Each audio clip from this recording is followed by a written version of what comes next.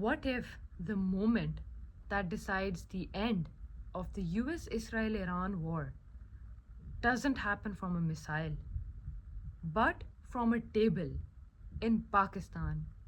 What the world is seeing. Right now, the world is seeing escalation. The US and Israel targeting Iran, Iran replying back with a force, energy routes such as the Strait of Hormuz being closed, and markets reacting instantly. And so, this is no longer a regional conflict, it's a global risk. But while the world is focused on war, another story is quietly unfolding behind the scenes. And so, welcome back to another episode of Bridging Perspectives with Tanya Rana, where today we will be talking about Pakistan's emergence as the key mediator in the US Israel Iran war. Pakistan's strategic entry. Pakistan has stepped forward with a clear intention to mediate. And this is not just talk. There are multiple signals pointing towards active diplomacy. Reports now suggest that Islamabad is being positioned as the potential meeting ground for the US Iran talks, marking a shift from back channel communication to possible face to face engagement. And at the same time, international coverage is highlighting Pakistan's emergence as the key mediator in this conflict. And that is the real point. Because when diplomacy moves from signals to a shared table, it has the potential to change the course of a war. Why Pakistan? Here's what makes this moment different. Pakistan is one of the few countries that can speak to all sides. It understands the Gulf, it has direct ties with Iran, and it maintains the communication with the US. And most importantly, it has not taken a side amidst all the chaos and uncertainty. That gives it something rare in geopolitics: access without alignment. In simpler terms, it means that Pakistan can sit with opposing sides without being seen as an enemy from either. And in a conflict where trust is almost non existent, this position becomes extremely valuable. The narrative building. There is also a growing narrative around this entire moment. The idea that Pakistan is stepping beyond its traditional image, not just reacting to the conflict, but actually shaping outcomes, shaping how this war will end.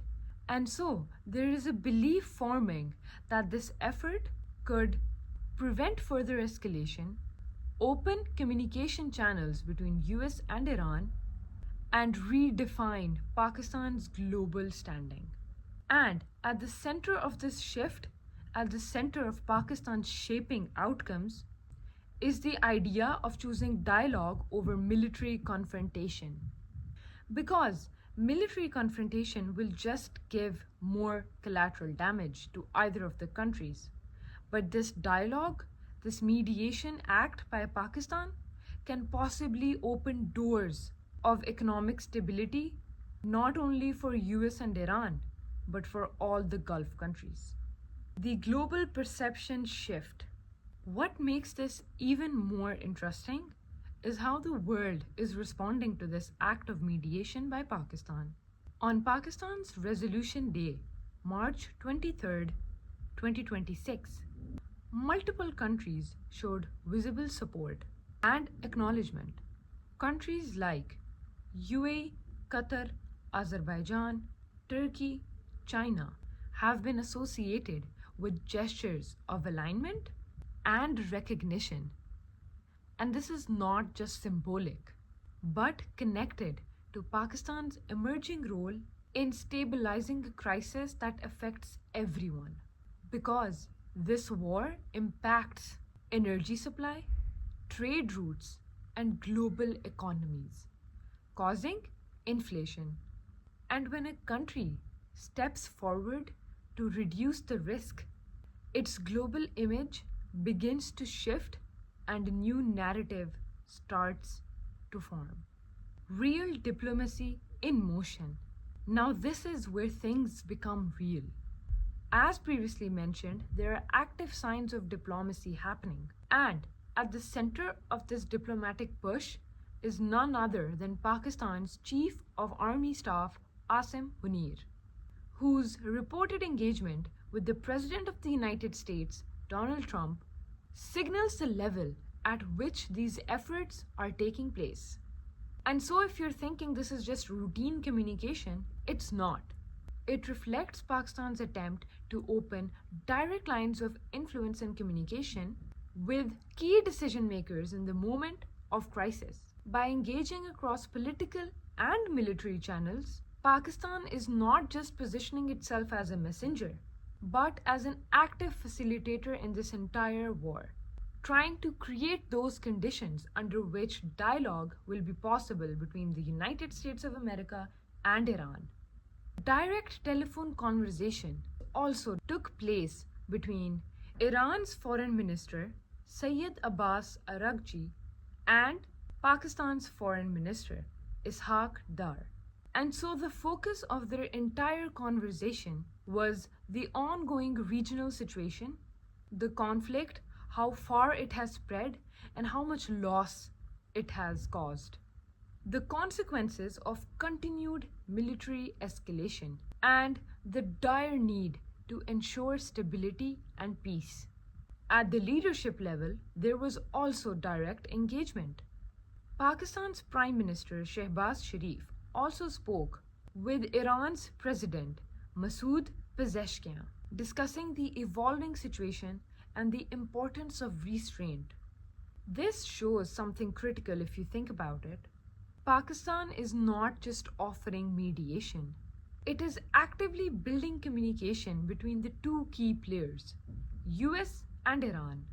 And so, at the center of this effort, the broader attempt to de-escalate the situation between the United States and Iran. The complex reality. But with all the talks of mediation, this is still not a simple story. Because even now, trust between US and Iran runs extremely low. Public positions do not always match private diplomacy. And the risk of escalation still exists. Pakistan itself is balancing internal challenges, economic pressure, and complex global relationships.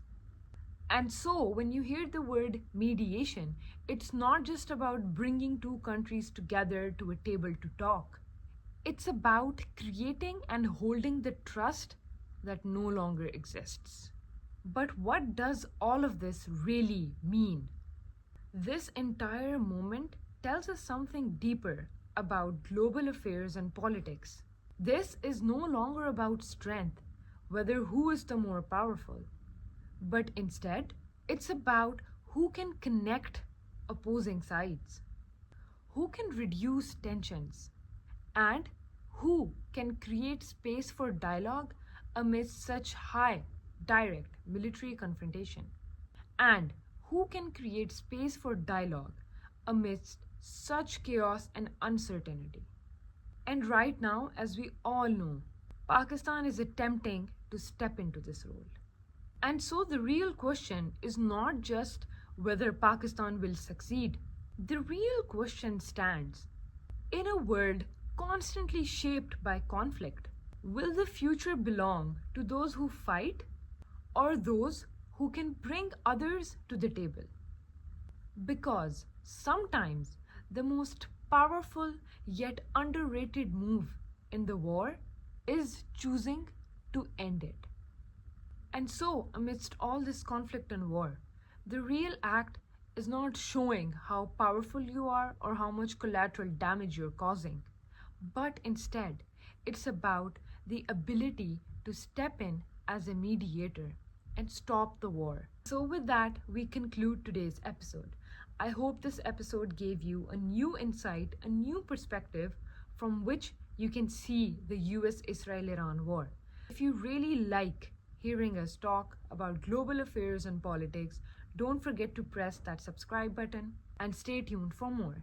See you in the next episode.